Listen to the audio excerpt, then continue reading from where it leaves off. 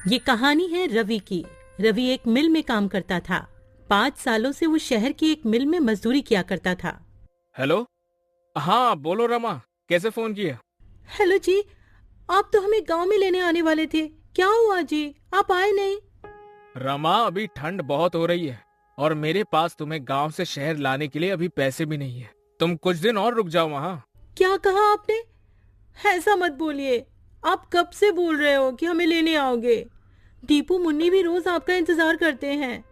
सुनिए जी, अगर आप कहें तो मैं खुद ही आ जाऊं क्या आपके पास बच्चों को लेकर? मेरे पास कुछ पैसे पड़े हैं, आप जो भेजते थे मैंने उसमें से बचाए हैं। अगर ऐसा है तो फिर आ जाओ, और तुम्हारे पास घर का पता तो है ही, वहाँ ही चले जाना। रमा अपने दोनों बच्चों को लेकर गांव से शहर के लिए निकल जाती है। उसके साथ उसकी बहन दिव्या भी होती है। रमा के माता पिता की मृत्यु के बाद अब वो बेचारी कहाँ जाती, इसलिए रमा उसे अपने साथ ही ले लेती है। ठंड का समय चल रहा था, दिसंबर का महीना, जिसमें कड़ाके की ठंड पड़ती है। रात होते ही रवि मिल से अपने घर को निकलता है। अरे यार, आज तो कुछ ज्यादा ही ठंड पड़ रही है। हाँ यार रवि, ये ठंडी ठंडी हवाएं और चारों तरफ पड़ती हुई धुंध बहुत ही ठंड है भाई। चल जल्दी जल्दी घर चलते हैं। रवि अपने घर पहुंचता है। वो एक झोपड़ी में रहता था। रवि अपने बच्चों को देखकर बहुत खुश हो जाता है। वहीं वो अपनी साली दिव्या को भी देखता है। अरे दिव्या, तुम यहाँ? ओह अच्छा, याद आया। कोई बात नहीं, अब तुम हमेशा ही हमारे साथ रहना। पापा, मुझे आपकी बहुत याद आ रही थी। हाँ पापा, आप हमें लेने क्यों नहीं आए? बच्चों, मुझे थोड़ा सा काम था। तुम दोनों ने कुछ खाया? हाँ जी, मैंने दाल चावल बनाए थे। आप भी हाथ मुंह धो लो, मैं आपके लिए भी खाना लगा देती हूँ। खाना पीना खाने के बाद सभी लोग फर्श पर सो जाते हैं। यहाँ रवि के पास बस एक ही कंबल होता है। अब पांचों लोग नींद में उस कंबल को अपनी अपनी तरफ खींचते हैं।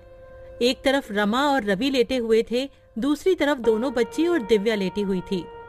रमा को ठंड लग रही होती है तो वो सारा कंबल अपनी ओर खींच लेती है। ठंड तो उस समय सबको लग रही होती है, ठंड जो इतनी कड़ाके की पड़ रही होती है। तभी रवि उठकर देखता है कि उसके बच्चे और उसकी साली दिव्या ठंड से कांप रहे होते हैं और सारा कंबल रमा ने ओढ़ा हुआ होता है।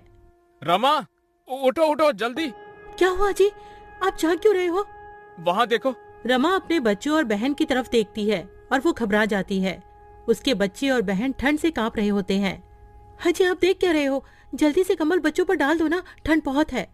रवि सारा कंबल बच्चों और दिव्या पर डाल देता है और रवि और रमा दोनों ही बिना कंबल के ठंड से ठिठुर के सो जाते हैं। सुबह रवि और रमा दोनों ही जल्दी उठ जाते हैं। रमा, तुम ठीक तो हो ना? तुम्हें सर्दी तो नहीं हो गई? रात को बहुत ज्यादा ठंड थी, मैं इसीलिए तुम सबको यहाँ नहीं बुलाना चाहता था। मेरे पास तुम्हें ठंड से बचाने के लिए कपड़े भी नहीं है। मुझे माफ कर दो। हाजी, आप क्यों माफी मांग रहे हो? आप चिंता मत करो, मैं बिल्कुल ठीक हूँ। आप तैयार हो जाइए, आपको मिल भी तो जाना है। मिल जाते हुए रवि परेशान सा लग रहा होता है। वो सोच रहा था कि मालिक से एडवांस पैसे ले लेगा, जिससे वो एक और कंबल खरीद कर ले आएगा। लेकिन जब वो मिल जाकर देखता है तो मिल में जोरों की आग लगी हुई होती है। वो अपने दोस्त प्रीतम से पूछता है, प्रीतम, ये मिल में आग कैसे लग गई है? ये कैसे हुआ? अरे क्या बताऊं यार, शॉर्ट सर्किट हो गया और मिल में आग लग गई। अभी मालिक आए थे, उन्होंने कहा कहीं और काम ढूंढ लो। मेरे पास इतना पैसा नहीं है कि मैं दोबारा काम शुरू कर पाऊं। रवि प्रीतम से ऐसा सुनकर और निराश हो जाता है और सोच पे पड़ जाता है कि अब तो वो इतनी जल्दी कंबल कहाँ से लाएगा। ना काम है और ना ही पैसे। प्रीतम, अब हम क्या करेंगे? क्या काम करेंगे? देख भाई, मेरे पास कुछ पैसे हैं जिनसे मैं एक छोटी सी चाय की दुकान खोलूंगा।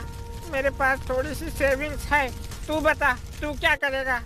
पता नहीं यार, मेरे पास तो पैसे भी नहीं है। जितने पैसे यहाँ से मिलते थे वो पैसे तो मैं अपने गांव भेज देता था। अब तो मेरे पास एक फूटी कौड़ी तक नहीं है। चल, मैं घर चलता हूँ, फिर मिलेंगे यार। रवि घर आ जाता है। उसे देखकर रमा समझ जाती है कि कुछ तो बात हुई है। रमा अभी तो कुछ नहीं कहती है। जब बच्ची और बहन खाना खा के सो जाते हैं तब रमा कहती है, क्या हुआ जी, जब से आए हो आप परेशान लग रहे हो, क्या बात है, बताओ ना मुझे। रवि रमा को सारी बात बता देता है। रमा भी रवि को ऐसे उदास देखकर खुद भी उदास हो जाती है और कहती है, हाजी, आप इतना परेशान क्यों हो रहे हो? सब ठीक हो जाएगा, भगवान पर भरोसा रखो। मेरे पास कुछ पैसे बचे हैं, उनसे आप थोड़ी सी रुई और कपड़ा ला देना। मैं उससे एक रजाई बना लूंगी, उसके बाद आप काम ढूंढने चले जाना। सुबह होते ही रवि रमा को रुई और कपड़ा देकर वहां से चला जाता है और रमा रुई को कपड़े में भरकर रजाई की तरह सिल रही होती है। तभी, दीदी क्या हुआ, सब ठीक तो है ना? जब से हम यहाँ आए हैं जीजा जी कुछ दुखी से रहते हैं, क्या उसकी वजह मैं हूँ? अरे दिव्या, तू पागल है क्या? ऐसा कुछ भी नहीं है। तू तो जानती है ना, तेरे जीजा जी तो ऐसे नहीं है जैसा तू सोच रही है। वो तो उनकी मिल में आग लग गई है, वो इसीलिए परेशान है।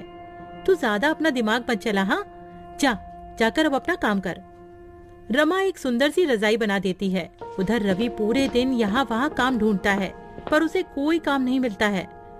वो निराश होकर घर आ जाता है। रवि घर आकर देखता है रमा ने एक सुंदर सी रजाई बना ली होती है। अरे वाह रमा, तुमने तो बहुत ही सुंदर रजाई बनाई है। अरे तुम तो बहुत ही अच्छी रजाई बनाती हो। जी, वो गांव में खाली समय में मैंने रजाई बनाना सीख लिया था। आप बताइए, कहीं काम मिला क्या आपको? नहीं रमा, बहुत ढूंढा पर कहीं कोई काम नहीं मिला। कल फिर जाऊंगा, देखते हैं कहीं कुछ न कुछ काम मिल ही जाएगा। रमा बच्चों को नई रजाई में सुला देती है और खुद दोनों मियाँ बीवी पुराने कंबल में सो जाते हैं। अगले दिन रवि का दोस्त प्रीतम रवि का हाल पूछने उसके घर आया हुआ होता है।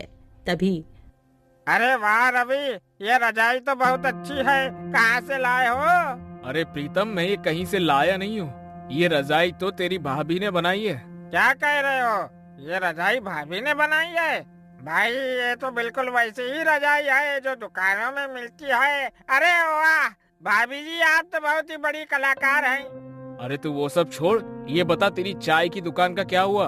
हाँ भाई, मैं इसीलिए तो आया हूँ। मैंने हाईवे पर एक चाय का स्टॉल खोला है। तू बता, तेरा क्या हुआ? कहीं पर काम मिला कि नहीं? नहीं भाई, अभी तो मुझे कहीं भी कोई काम नहीं मिला। मिल जाएगा, वैसे भी मैं ढूंढ तो रहा ही हूँ। अच्छा, आप भाभी एक रजाई मेरे लिए भी बना देना, मुझे ये रजाई बहुत पसंद आई है। जी भाई साहब, मैं आपके लिए भी एक ऐसी ही रजाई बना दूंगी, आप ले जाना। अच्छा रवि, तुम एक काम क्यों नहीं करते हो? क्यों ना तुम रजाई बेचना शुरू कर दो। भाभी जी बहुत अच्छी रजाई बनाती है, लोग खूब खरीदेंगे ऐसी रजाई। तुम बोल तो ठीक ही रही हो, अभी तो मेरे पास कोई और काम नहीं है और ठंड भी बहुत पड़ रही है। चलो ऐसा ही करके देखता हूँ कुछ दिन। पर प्रीतम, मैं ये रजाई बेचूंगा कहाँ? हाईवे पर मेरे चाय के स्टॉल के पास तुम भी रजाई बेच सकते हो। पर प्रीतम, एक और दिक्कत है, मेरे पास पैसे भी नहीं है सामान लाने के लिए। अरे तुम चिंता मत करो, ये लो पैसे, इनसे तुम सामान ले आना है। ठीक है, फिर मैं आज ही रजाई बनाने का सामान ले आता हूँ। क्यों रमा, ठीक है ना? आप जैसा भी कहो, मैं तो आपके साथ कोई भी काम करने को तैयार रहती हूँ। रवि और प्रीतम दोनों चले जाते हैं। रवि बहुत सारी रुई और कपड़ा घर ले आता है। उसके बाद रमा रजाई बनाने का काम शुरू कर देती है। रवि के साथ साथ रमा की बहन दिव्या भी उसकी मदद कर रही होती है और बच्चे भी रजाई में रुई भरने में लगे हुए होते हैं। 2 से 3 दिन में सबने मिलकर 10 रजाइयां बना ली होती हैं और रवि सारी रजाइयां लेकर हाईवे पर प्रीतम के बगल में ही बेचने लगता है और देखते ही देखते उसकी रजाइयां बिकने लगती हैं।